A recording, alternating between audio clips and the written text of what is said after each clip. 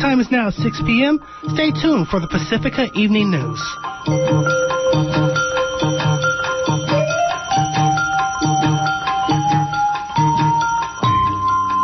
Good evening. It's Friday, January 23rd.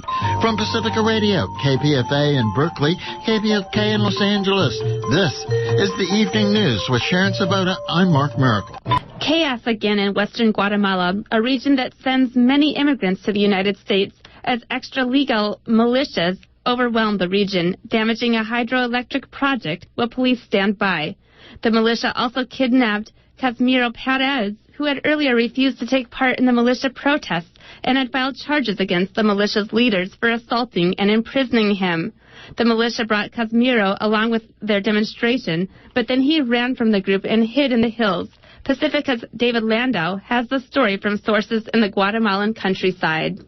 The police force of San Pablo, a rural town in the western hills of Guatemala, about 20 miles from Mexico, consists of less than 100 men and women. Those police were apparently intimidated at the appearance of a large militia force reported to be 10 times their number. A police officer in San Pablo told KPFA today that Casimiro Pérez, whom the militia kidnapped yesterday, is now at large. The officer said Casimiro had been beaten by the group but had not been held. Esa persona de quien usted me está hablando fue liberado, como dijera yo, lo soltaron, pero ya no lo detuvieron. Casimiro's lawyer, Hilda Aguilar, a former prosecutor with the Justice Ministry, said that Casimiro had been forced to rescue himself.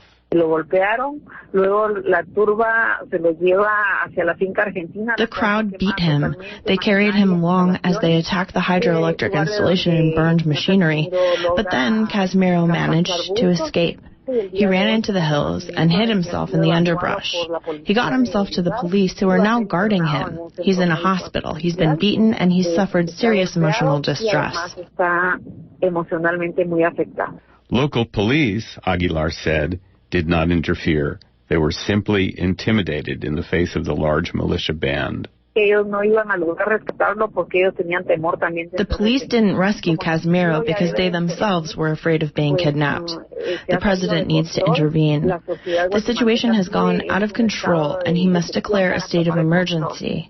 The Interior Ministry has failed in its duty to provide security for the people of Guatemala. An official of the Interior Ministry, which is in charge of the police, declined to comment when contacted in the capital by KPFA.